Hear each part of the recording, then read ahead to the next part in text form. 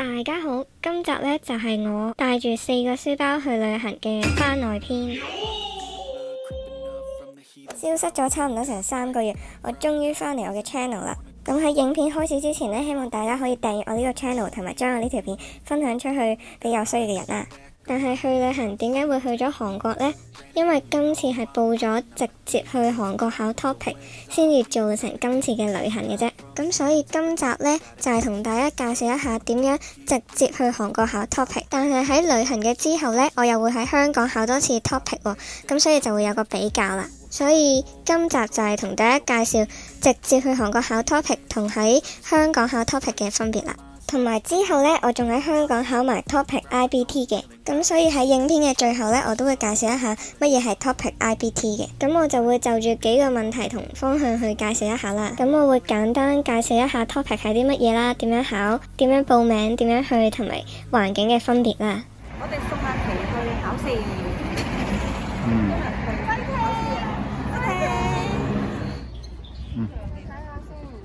同埋我會講一講我點樣由唔合格升到 Level 4，仲有點樣可以收到 TOPIK 嘅考試結果。咁就先講一講我去韓國考 TOPIK 係點樣去個考場啦。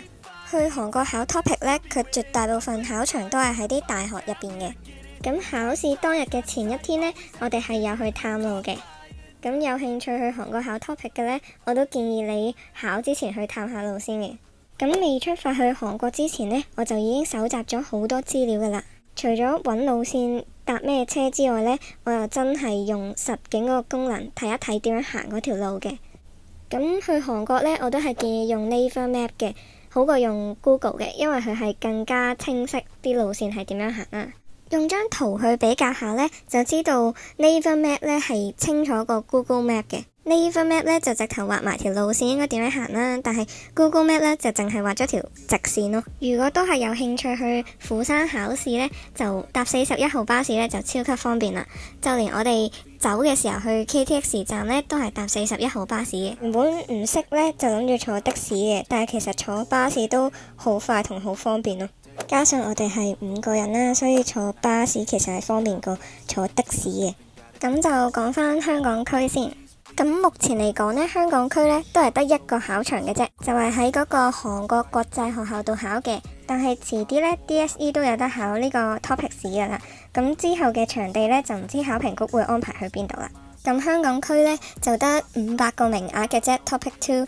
咁嗰次見到排隊排到真係紅綠燈嗰度。但係根據我嘅經驗呢，就唔使排到咁遠嘅，因為有充足嘅時間俾你行入去考場嘅。開咗門嚟㗎。但係個入口可能咁前一日我哋去探路嘅時候呢，就去到呢個門口。其實正門呢，就係喺呢對門嘅對面嘅，咁所以就要兜翻個圈去翻正門啦。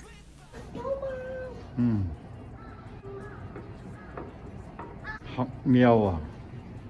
咁我係考 TOPIK 2嘅，咁嗰一日呢，我哋就早咗好多去到個考場度先。好啦，咁講下點解我第一次考 TOPIK 呢，就要揀咗去韓國考先，而唔係香港考先呢？咁其實一開始呢，都唔係為咗拍 YouTube 而全部試晒嘅，係因為香港區考 TOPIK 呢，實在係超級難報名啊！因為香港區呢，就只有500個名額啦，即使我係準時開機報名呢，都係報唔到嘅。咁所以我就諗下，不如去韓國試下考啦。咁韓國官方網站呢，比起香港嘅 TOPIK 官方網站呢，係更加好嘅。因為韓國嘅考區呢，實在太大啦，所以佢就分咗3個階段咁樣去報名嘅。咁第一個階段呢，通常都係首爾區啦。咁第二個階段呢，就係釜山啊，或者其他地區啦。咁再之後可能就會係濟州島啊等等嘅地區。咁韓國考呢，要成功報到呢，其實唔算難嘅。你入去嗰個網站，咁到嗰日嘅朝早呢，你就已經係入唔到去嗰個網站噶啦。咁大家要準時等到9點先可以撳到入去嘅。咁等到9點準時撳嗰個掣呢，佢就會要你排隊啦。跟住佢就會一批一批好似排隊咁慢慢碌入嗰個網站入邊度報名。咁喺報名之前呢，你就已經要整一個 TOPIK 嘅 account 噶啦。咁你排到入去 TOPIK 官網入邊呢，你就要登入你嘅 account 嘅。咁入到去呢，你就揀翻你想考嘅考區啦，同埋記得撳你要考 Topic 1定係考 Topic 2啦。咁撳完搜尋嗰個掣呢，你就會見到你嗰個考區入邊嘅考場啦。咁每個考場佢仲有幾多個位呢，你都係睇到嘅。咁你揀定咗之後就要報名噶啦。冇得揀呢，就即係冇位啦。咁有得揀呢，你就要撳選擇嗰個掣啦。咁選擇完之後呢，入邊大部分資料呢就會填翻你賬戶已經填咗嘅資料啦。咁冇自動填嗰啲呢，你就要自己揀翻嘅。當初呢，我就諗住去首爾區度考嘅，但係報名嘅時候呢，就唔知點解報唔到，就係超奇怪地。咁佢有個位呢，就係要揀韓國嗰啲手機嗰個010啊110嗰啲呢，就係要選擇嘅。但係我用盡所有方法啦，換過部電腦啦，重新再撈過入去啦，揾好多人幫手報啦，點知原來都係嗰個位係撳唔到嘅。最後揾到人幫我撳到嗰個位呢，諗住可以報到啦，其實原來都係報唔到嘅，因為已經滿咗額啦，但係佢個網站就未撈得切。我將個界面翻譯咗做中文，跟住撳下一個階段。呢個係叫 check 下資料啦，跟住呢個呢，就係叫你電話選擇，跟住又彈翻上嚟，然之後揀，我都唔知揀乜嘢。呢個係手機揀。咁首爾區報唔到呢，我最後就係選擇咗第二日再試過報釜山區呢，就係報到嘅。咁到俾錢啦，如果去韓國考試點樣俾錢呢？咁俾錢呢，就只有兩個方法嘅啫，就係簽卡啦，或者係銀行轉賬嘅。但係兩樣呢都要留意嘅就係，去簽卡呢淨係收韓國信用卡嘅啫，海外嘅信用卡呢係唔得嘅。咁所以如果你兩樣都冇呢，就只可以託喺韓國嘅朋友幫手俾錢嘅啫。咁我曾經呢都報過去濟州島度考嘅，但係因為當時唔知點樣俾錢啦，所以就冇咗回事咯。咁我今次呢，就揾咗我韓文老師去幫我俾錢嘅，咁冇理由攞人哋信用卡資料噶嘛，咁所以就揀咗轉賬嘅方式俾錢嘅，而轉賬呢，就要選擇轉賬嘅銀行嘅。咁跟住呢，你嘅報名程序就會完成咗噶啦。咁喺完成咗之後呢，你就會收到個電郵啦，咁佢就會叫你喺第二日之前唔知幾多點呢，就要完成過數嘅程序。如果要託人哋俾錢呢，就 cap 嗰個 email 俾你嘅朋友啦。咁過完數呢，你都係會收到一個電郵嘅。咁而且可以上翻你自己嗰個賬戶啦，睇翻嗰個過數情況。咁如果過數成功呢，你就會有你嘅考生編號噶啦。咁我就先講一講 topic 係考啲乜嘢噶啦。考 topic 嘅目的啦，同埋評分等等嘅資料呢，可以上翻佢哋官網度睇嘅。但係我呢度想講下呢，就係佢就係分咗3份卷啦 ，listening、writing 同埋 reading 啦。咁聽力同埋呢個寫作呢，就係黐埋一齊，冇休息時間嘅。咁考完 listening 同 writing 呢，就會有個休息時間再考閱讀卷嘅。咁 listening 同埋 reading 呢，就係全部都係 MC 嘅題目嚟嘅，係冇長答題呢回事嘅。寫作卷呢，佢就分咗4條題目嘅，就係2條短答，1條短嘅作文題，1條長作嘅作文題。到咗你冇名喺度㗎，嗰度寫住。叫 topic 咯。佢個考場出邊呢，就會黐咗一張有考生編號嘅號碼紙出嚟嘅。我係001178。當時呢，我諗係我嘅身高問題呢，就睇唔到我個考生編號，因為佢嗰度寫咗開始，跟住至到呢個 number 係最嬲尾，所以我係唔會見到我個 number 嘅。咁呢，就千祈唔好驚，有咩問題呢，就可以試下見到人就問下咯。咁我就膽粗粗走咗入去問下佢係咪啱啊我。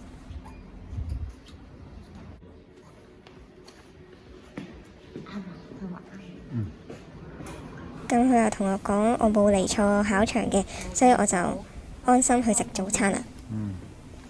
等陣再嚟過。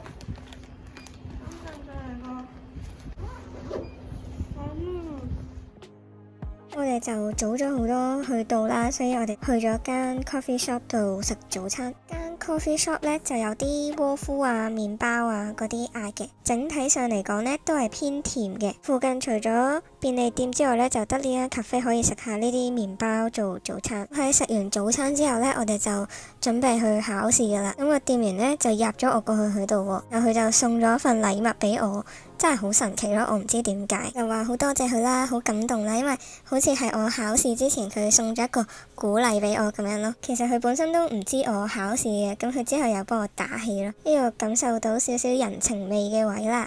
咁最後嗰份禮物呢，就係佢哋咖啡入邊嗰啲曲奇餅嚟嘅。點解會講到早餐呢？因為早餐都係一樣注意事項嚟嘅。講下我喺香港考嗰陣時呢，我就諗住考之前食飽啲啦，因為要考成4個幾鐘，一定好肚餓啦。咁我就諗住去麥記度食一個飽啲嘅早餐啦。咁我又好想食通粉喎。其實考之前呢，我就已經有預感要帶定一啲止痛藥嘅感覺㗎啦。冇錯啦，最大嘅問題就係我考完第一份卷冇乜事啦，跟住考第2份卷呢，我就開始超級肚痛。你係會知道係食錯嘢嗰種肚痛，但係我喺出邊呢，就去唔到廁所嘅。雖然好肚痛，但係我係完成晒成個考試過程，冇中途去廁所，就係咁。有必要嘅話呢，都可以帶定1、2粒無睡意嘅止痛藥嘅，因為一定要食啲嘢呢，先有能力去完成你嘅考試。但係就千祈唔好食得太飽。好難去判斷你嗰個早餐呢究竟係安唔安全嘅，咁所以我嘅建議都係帶定止痛藥啦，但係最好就唔好用得着啦。咁我食完早餐呢，我就真係去咗考試啦。其實嗰一次呢，我都係第一次考 topic 試嘅啫，咁就早啲去到個考場先啦，然之後入去坐2張凳，因為嗰日喺韓國呢都幾凍下嘅。公開試一樣啦，張台呢係會有你個考試編號，咁就坐啱就可以噶啦。佢台上面嗰張紙仔呢，直頭係有埋你個名嘅，所以就唔怕會對錯咗考生編號咯。不得不講下嘅就係呢度個考場張凳同張台係勁奇怪勁搞笑，就係張凳呢係黐住張台，張台係黐住張凳。即係我都未見過啲咁白痴嘅設計嘅，你就係唔可以拱前啲張凳咯，因為佢係連住嘅。我諗嗰日我係唯一一個有咁多屋企人送我去考試嘅人咯。咁講返香港區嘅考試環境方面先，咁就係一個普通嘅小學課室入邊度考嘅，同喺韓國考唔同啦。佢個位嗰度就唔會有埋你嘅名嘅，只會有考 Topic 1同 Topic 2嘅考試編號嘅啫。咁就講下考 topic 究竟要帶啲乜嘢啦。喺邊度考都好呢，帶嘅嘢其實就差唔多嘅啫。最緊要帶嘅呢，就係身份證明文件啦，同埋准考證。咁文具方面呢，最緊要帶嘅係塗改帶啦。但係其實現場呢，佢都可以借俾你嘅。其實你可以帶你自己需要嘅文具嘅，但係喺答題方面呢，就一定要用佢嗰啲專用嘅 topic 筆啦。咁嗰支筆呢，用完之後其實可以帶走嘅，因為佢係唔會收返嘅。咁仲有好多瑣碎嘢啦，例如我頭先講嘅止痛藥啊、水啊、外套啊，呢啲都可以帶定嘅。咁喺空檔嘅時間呢，係可以溫習嘅，但係就只有實體嘅筆記啦，因為 iPad 啊或者所有電子產品呢，佢都係會收埋嘅。咁如果你話你啲筆記全部喺 iPad 啊或者手機嗰啲呢，咁佢收埋咗你就溫唔到噶啦。咁所以就預備啲紙本嘅筆記啊，點都好，或者唔溫都得嘅。咁所有電子產品呢，都係完成晒所有試卷先會歸還返俾你嘅。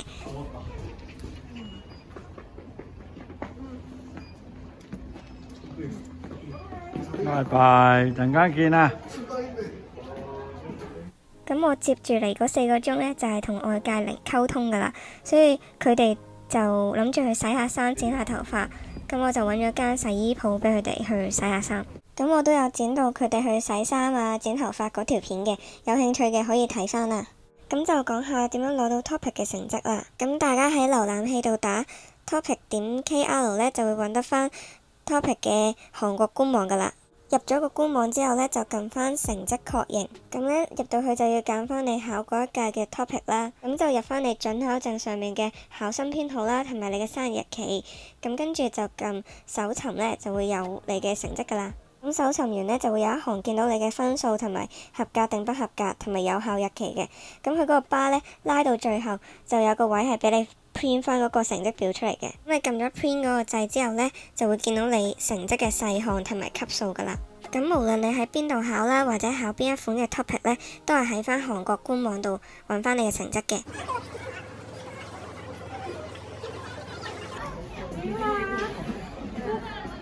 送件俾你先啦，我哋分唔到。如果大家有眼睇呢，都知道我呢一次應該唔係考得幾好噶啦。咁今次第一次考呢，我係考到唔合格嘅。喺冇做 mock 或者自己學嘅情況下呢，我都係覺得算係咁樣噶啦。咁跟住之後嗰一次喺香港考嘅成績呢，我就考到第4級啦。咁睇翻我之前考試嘅日期呢，我係1月尾考第一次啦，跟住3月頭考第2次嘅。咁我係睇完我唔合格嘅成績呢，就重新再整理過自己，然之後去準備考第2次嘅。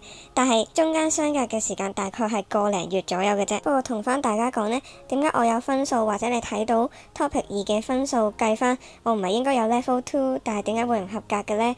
因為 Topic 2呢，如果你唔達標唔去到 Level 3呢，就係會計你不合格嘅，就係唔會有 Level 2或者 Level 1嘅成績，係直接當你不合格嘅。咁所以就唔合格咯，我會。咁喺個零月嘅時間入邊呢，我就跳咗2級去到 Level 4啦。咁我有少少建議俾啲準備去考試嘅人啦。咁你去翻 Topic 嘅網站呢，例如香港嗰個網站呢，你就可以見到有個詞彙表啦。咁你詞彙表入到去之後呢，就會有 Topic 1或者 Topic 2嘅俾你去揀嘅。咁我當初呢，有睇過嘅時候，我係睇咗 Topic 1嘅詞語啦。咁就唔好傻，就揀翻 Topic 2詞語嚟去溫。咁就冇乜所謂嘅，就增加下自己嘅詞彙量啦。因為佢係 Topic 自己出嘅詞語表呢，所以溫下都係好嘅。跟住呢，我又有用 Naver 嗰個詞典呢去學嗰啲詞語咯。咁作文方面呢，我之前第一次考呢係得20分嘅啫。咁今次第2次考呢，我就考到多過 average 嘅。咁點樣做到嘅呢？我係有買 Topic 考試嘅書嘅。咁我就睇翻 Topic 2入邊嘅作文題目啦，再嘗試去抄啊、背啊、抄啊、背啊咁樣去練翻究竟係點樣作文啊，嗰個格式又要背啦。啲常見嘅文法都要背咗佢嘅，咁抄下抄下就會你開始識作㗎啦。咁因為我大部分時間呢都係自學嘅，咁所以呢作文呢我作完唔會好似中學咁會有老師幫你對㗎嘛，咁所以我就係作完之後再睇翻答案啦，然之後再抄，跟住再睇答案，跟住不停咁樣輪迴呢，就會慢慢去識點樣去作咯。咁我就整咗一個表呢，就總括一下今集嘅內容。咁喺名額方面呢，香港就得500個名額，就實在好少啦。咁如果直接去韓國呢，就有超級多名額啦。我就唔知總共係有幾多個嘅。咁跟住報名嘅網站呢，香港嗰個呢就非常之唔友善，唔好用啦。咁如果你去韓國考呢，就有排隊嘅機制啦，咁所以就係非常之方便易用啦。咁俾錢方面呢，香港俾錢呢就會容易啲嘅，因為可以碌卡啦。咁如果你去韓國考呢，就要暫時嚟講都係要揾人去幫手俾錢嘅。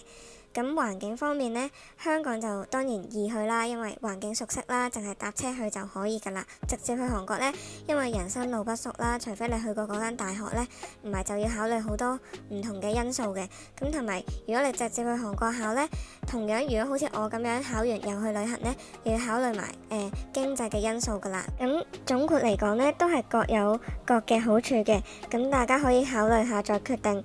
如果你真係有需要而香港報唔到名呢，可以直接去韓國考都係一個方法嚟嘅。咁講晒所有喺香港或者韓國考嘅 Topic 資訊之外呢，我哋最後仲要講埋 Topic IBT 嘅。Topic IBT 呢就係新嘅考試模式嚟嘅。咁佢就取代咗用紙本嘅考試模式，咁但係都係要現場考嘅。咁所以就係現場考嘅電子 Topic嚟嘅。咁 Topic IBT 同紙本版呢就會唔同嘅喺香港，因為 Topic IBT 呢就係會交俾考評局去做嘅。咁即係遲啲 DSE 有得考嘅 Topic 形式呢，就係呢個電子版嘅 Topic 啦。咁喺分數上面呢，佢同紙本版嘅 Topic 呢係有少少唔同嘅。咁 IBT 嘅版本呢就係600分滿分，咁紙本版呢就係300分做滿分。咁喺題目方面呢， IBT 呢係少啲題目嘅，咁聆聽同 reading 呢都係少10題啦。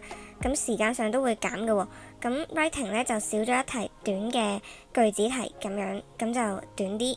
咁佢考試嘅內容呢，其實係一樣嘅，題目都係紙本版嘅形式係一模一樣嘅，即係唔會話邊個易啲邊個難啲咁樣，只不過係形式上啦、題目嘅數目上啦同埋分數上係有分別嘅啫。咁講下我考完嘅感受啦，咁我覺得 IBT 呢就相對上係眾多要求更加嚴咁樣啦，因為係考評局去考呢個試呢，咁我去到考評局度考嘅，咁入到去呢，原來佢就水啊、紙巾啊、所有嘢呢都要放入 locker 入邊嘅，即係你係冇嘢係帶入去嘅，係筆啦同筆記啦同埋紙呢，任何文具嘅嘢都係唔帶得入去嘅喎。咁我就勁錯愕啦，因為水又唔俾你帶，紙巾都唔俾你帶，咁你就係赤裸裸咁走入去啦。咁當然有着衫嘅，因為佢嘅考試時間呢，相比起紙本嘅考試呢，係短好多啦，咁所以呢，佢中間係冇休息嘅時間嘅。咁有啲人可能覺得會哇快啲完咗佢啦，但我自己覺得呢，咁樣呢就會好緊張啦，同埋呢一口氣咁考晒佢呢，都其實幾辛苦嘅。咁入到去佢就好多電腦啦，咁一格格好似 office 咁樣，自己一格咁樣，係有得俾你試下個音量啊、角度啊咁樣嘅。咁入完一輪資料之後呢，就準備去考試㗎啦。咁你就係望住個熒幕喺度等啦，到準時夠鐘嘅話呢，佢自動就會跳㗎啦個熒幕。咁呢開始就係listening先啦，咁一樣，咁佢播完一題呢，你就要答㗎咯喎。你答嘅時候呢，佢就有個秒數你望住啦，9秒、7秒冇咁樣就好緊張嘅。你係冇得去翻後邊嗰個題目，或者去翻下一題度睇定個題目呢，係冇嘅，即係呢分鐘佢幫你限咗時，你就要做呢條題目噶啦。咁你 skip 咗呢，即係你冇答到呢，佢係唔會幫你撞噶，同埋你係冇得再答翻嘅。佢就係當你空咗佢噶啦，就係當你放棄嗰一題就。總之你喺準時唔到嗰個時間秒數入邊答到呢，就唔當你有做嗰題噶啦。咁到 final 最後做晒所有題目之後呢，其實都係冇得答翻嘅，你只可以睇到你答過啲乜嘢嘅題目。咁所以呢，如果真係有機會考 IBT 嘅話呢，就記得唔理到最後諗唔到個答案係乜嘢呢，都要撳一個選項嘅。咁除咗作文同埋閱讀呢，係可以翻轉頭去前面啲題目之外呢，聆聽係去幫你計時，而且你要喺嗰個時間入邊答咗佢，就冇得去前邊，冇得向後邊，冇得 read 卷咁樣嘅。咁我自己個人感受呢，我就覺得考 topic IBT 呢，壓力呢相對係更加大嘅。咁因為考試環境呢就好局促啦，感覺跟住呢又頭殼頂上面係勁多 CCTV 啦。雖然我係唔會作弊嘅，但係咁樣望住你呢係有種無言嘅壓力啊，加上佢係冇 break 噶啦，所以係連續3份卷考呢，我就覺得超緊張，跟住個狀態又冇得飲水啊，又冇得休息一下，佢又不停計時啊，跳下一份卷啊，咁就勁大壓力咯。原本我就諗住出結果之前呢，我就會出咗呢條片啦，但係剪下都剪到我 IBT 個成績都出埋出嚟啦。咁 final 呢，我都係啦，考到 level 4嘅。咁我本身以為自己冇噶啦，算啦，因為有啲題目呢，真係你都未睇一次呢，你又睇到佢個秒數呢，勁大壓力就冇達到啦，跟住就勁緊張啦，又未考過啦，又唔知點樣考啦，咁我以為自己唔合格噶啦，因為我試過唔合格噶嘛，咁最後考到 level 4呢，都算係應該係我答到嗰啲題目都答得幾啱，咁就攞到 level 4啦。一開始我都擔心呢，佢鍵盤究竟係會唔會有韓文字呢？咁到最後呢，都係有嘅，所以係唔使擔心嘅。咁我要分享嘅資訊呢，就嚟到呢度啦。希望準備去考試或者考慮去考 topic 嘅人呢，就努力溫書，同埋諗下考咩形式去邊度考啦。咁希望我呢條片呢，幫到大家，因為當初我自己諗住考 topic 呢，都好多迷思，咁希望幫到大家啦。咁我呢條片呢，就嚟到呢度啦，多謝睇晒成條片嘅每一位啦。如果中意呢條片呢，就 like、share、subscribe 我呢個 channel。如果有問題呢，歡迎留言問我嘅。咁我哋下條片再見，拜拜。